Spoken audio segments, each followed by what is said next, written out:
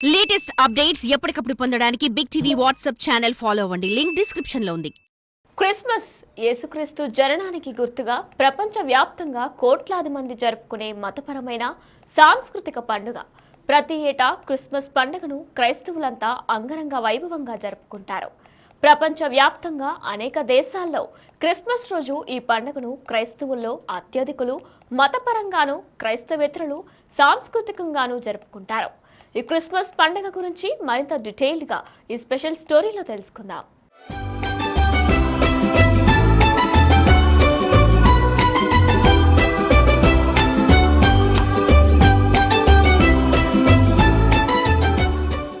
December మాసం అనగానే అందరికీ క్రిస్మస్ గుర్తుకొస్తుంది. క్రిస్మస్ అంటే క్రైస్ట్ మరియు ఆరాధన, క్రీస్తును ఆరాధించడం అని అర్థం. డిసెంబర్ 25న ప్రపంచవ్యాప్తంగా అనేక మంది క్రైస్తవులు ఈ క్రిస్మస్ పండుగను ఘనంగా జరుపుకుంటారు. లోకంలో ఉన్న ప్రజలందరినీ రక్షించడానికి దేవుడే మానవ రూపంలో వచ్చారు. అతనే యేసుక్రీస్తు ప్రభువు అని ఆయనను నమ్మేవారు అంటూ ఉంటారు. డిసెంబర్ 25న ఆ దేవుడే మానవ రూపంలో వచ్చారు గనుక ఆయన పుట్టినరోజును క్రైస్తవులంతా పండుగగా జరుపుకుంటారు.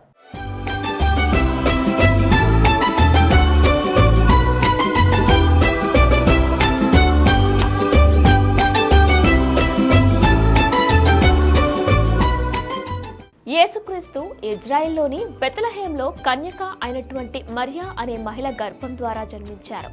మానవులందరికీ ఉన్నటువంటి కష్టాలు, బాధల నుంచి వారిని విడిపించడానికి యేసుక్రీస్తు ప్రభు చర్యధారిగా లోకంలో జీవించి ప్రజలందరికీ నెమ్మదిని, సమాధానం, ఆదరణకరమైనటువంటి మాటలను తెలియజేశారు. ఇలా యేసుక్రీస్తు చేసినటువంటి మేలును ప్రజలంతా గుర్తుపెట్టుకుని క్రిస్మస్ రోజున క్రైస్తవులంతా తమ ఇంటిని చక్కగా అలంకరించుకుంటారు.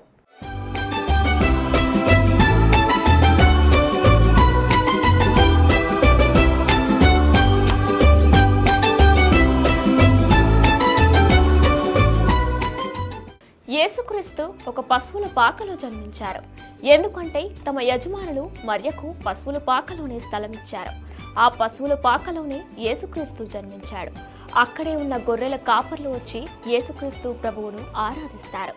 అందుకే యేసుక్రీస్తు ఫోటోలలో పశువుల పాక, గొర్రెలు కనిపిస్తాయి. బొంగ్లోన్ దేశం నుంచి 3 జ్ఞానులు ఆకాశంలో కనిపించే నక్షత్రాన్ని చూసి యేసుక్రీస్తును ఆరాధించేందుకు వస్తారు. అందుకే ప్రతి క్రైస్తవుడు తమ ఇంటిపై ఒక స్టార్ను ఏర్పాటు చేసుకుంటారు.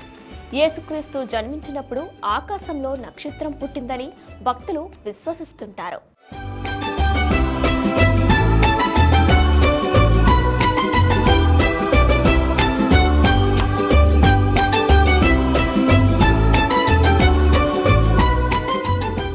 ప్రతి ఏటా క్రిస్మస్ ని పురస్కరించుకొని తమ ఇంటిని విద్యుత్ దీపాలతో అలంకరించుకుంటారు.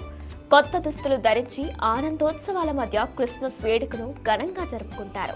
డిసెంబర్ 24 మధ్యరాత్రి నుంచే వేడుకలు ప్రారంభమవుతాయి. ఎందుకంటే 24న మధ్యరాత్రిలో యేసుక్రీస్తు ప్రభు జన్మించారు.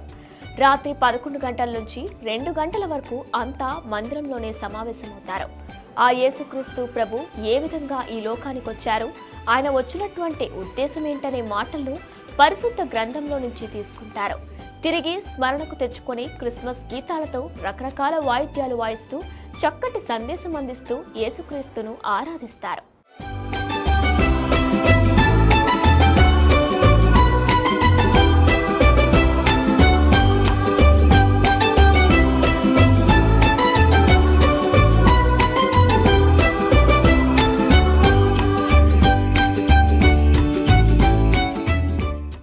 అందరూ ఆ ప్రభు దీవెనలు పొందడానికి ప్రార్థన చేసుకుంటారు. డిసెంబర్ 25న కూడా అన్ని ప్రార్థనా మందిరాల్లో పగలు కూడా అదే ప్రార్థన ఉంటుంది. మధ్యాహ్నం 1 గంట వరకు ప్రార్థనలు పూర్తి చేసుకొని ఇతరులకు విందు ఏర్పాటు చేస్తారు. మన సంతోషాన్ని మనతో ఉంచుకోవడమే కాదు, మన సంతోషాన్ని 10 మందికి పంచాలని యేసుక్రీస్తు మనకు నేర్పించారు. దానికి అనుగుణంగా క్రిస్మస్ రోజున దుస్తులు పంపిణీ చేయడం, గిఫ్ట్లు అందజేయడం, డబ్బు సాయం చేయడం, ఇలా తమ స్తోమతకు తోచినంత చేస్తూ సంతోషం లేనటువంటి వారి జీవితాల్లో సంతోషాన్ని నింపడానికి క్రైస్తవులంతా ప్రయత్నిస్తూ ఉంటారు. తెలుగు రాష్ట్రాల్లోని క్రిస్మస్ వేడుకలు ఎంతో ఘనంగా జరుపుకుంటారు.